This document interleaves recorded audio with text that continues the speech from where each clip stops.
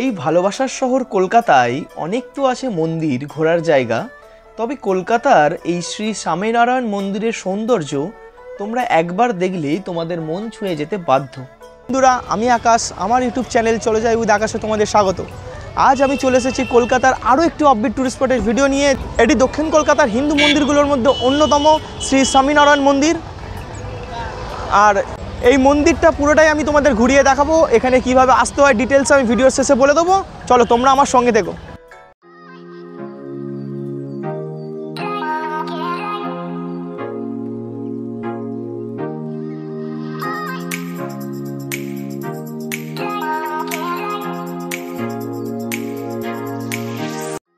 Joka metro থেকে সোজা diamond Harbour road ধরেই প্রায় 5 কিমি এলে পাবে এই বিএপিএস শ্রী স্বামীনারায়ণ মন্দির।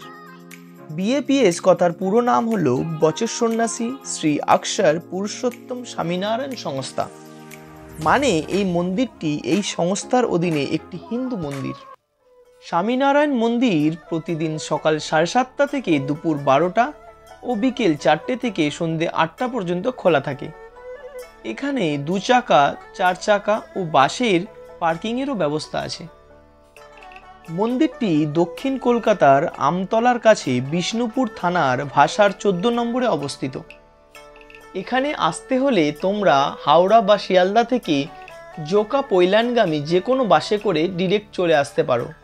আর তোমাদের মধ্যে যারা পার্সোনাল গাড়িতে করে আসবে তাদের জন্য গুগল ম্যাপের অ্যাড্রেসের লিঙ্কটা এই ভিডিওর ডেসক্রিপশন বক্সে আমি দিয়ে দেবো, তোমরা সেখান থেকে দেখেও আসতে পারো।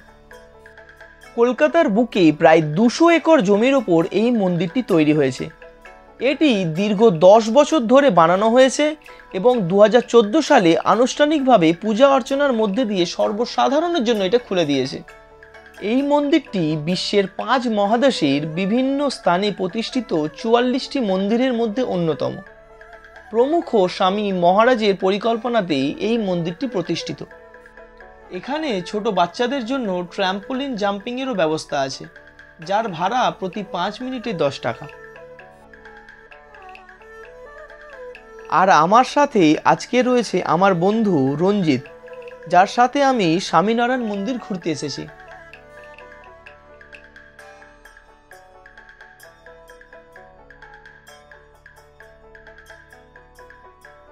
কথায় আছে যে ভগবান স্বামীনারায়ণ নীলকান্ত বর্ণী রূপে কপিল মুনির আশ্রম দর্শনের জন্য এই স্থান অতিক্রম করে গিয়েছিলেন।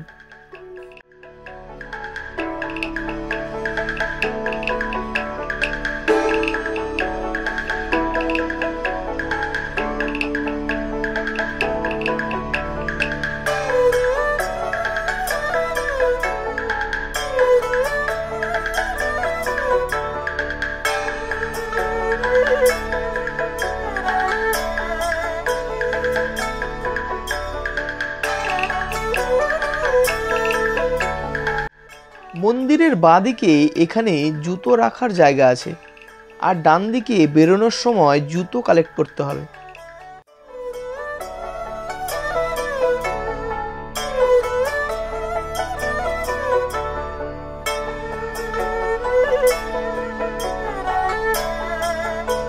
মন্দিরের ভেতরে কোনো রকম ফটো ও ভিডিও করা নিষিদ্ধ, তবুও আমি তোমাদের জন্য ছোট ছোট কিছু ক্লিপ নিয়েছি যেটা আমি তোমাদের দেখাচ্ছি। সিঁড়ি দিয়ে উঠেই মন্দিরের ঠিক ভেতরের দিকেই রয়েছে রাধাকৃষ্ণের মূর্তি, শ্রী হরেকৃষ্ণ মহারাজের মূর্তি ও শ্রী ঘনশ্যাম মহারাজের মূর্তি। এই ঘনশ্যাম মহারাজই হলেন স্বামীনারায়ণ।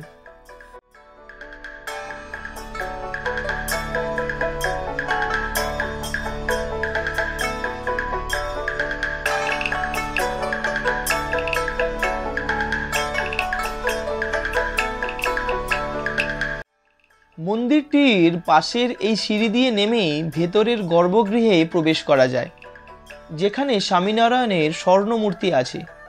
এখানে তোমরা 50 টাকায় প্রসাদ কিনে দুজনে স্বর্ণমূর্তিটিকে স্নান করাতে পারবে।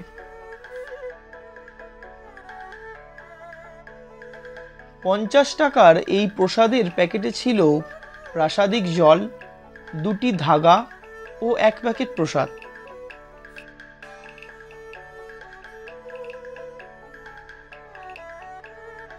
মন্দিরের সামনেটা থেকে তোমরা প্রসাদও কিনতে পারো, যার মূল্য 100 টাকা।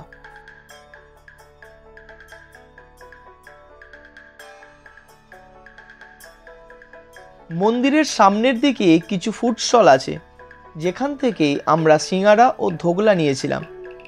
2 পিস সিঙ্গারা 30 টাকা ও 1 প্লেট ধোগলা 25 টাকা পড়েছিল।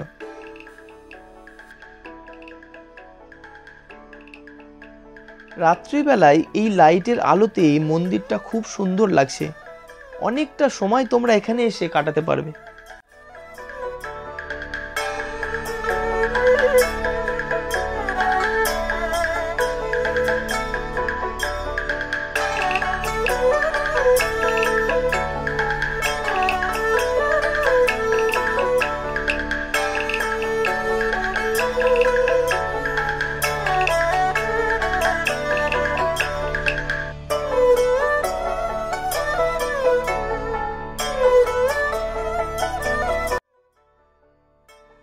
এছাড়াও এখানে একটা ক্যান্টিন আছে, এটা বেশ পরিষ্কার পরিচ্ছন্ন, তবে খাবারের দাম বাইরের তুলনায় একটু বেশি।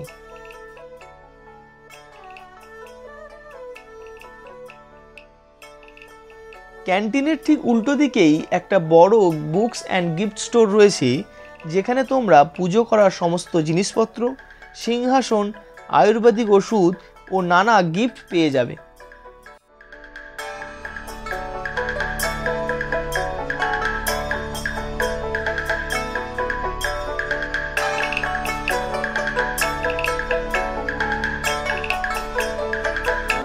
বন্ধুরা, মন্দিরটা খুবই সুন্দর, আমার তো খুবই ভালো লেগেছে। আর তোমাদেরকে আগেও বলেছি, এটা প্রায় 200 একর জমির ওপরে তৈরি মন্দিরটা।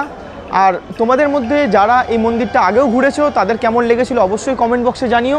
আর আমার ভিডিওটা যদি ভালো লেগে থাকে তোমাদের, অবশ্যই লাইক কমেন্ট শেয়ার করো। আর চ্যানেলে প্রথমবার হলে অবশ্যই সাবস্ক্রাইব করে বেল আইকন ক্লিক করো। দেখা হচ্ছে পরবর্তী কোনো ফুড বা ট্রাভেল ব্লগের ভিডিওতে। চলো আজকের পর্যন্ত এইটুকু, সি ইউ।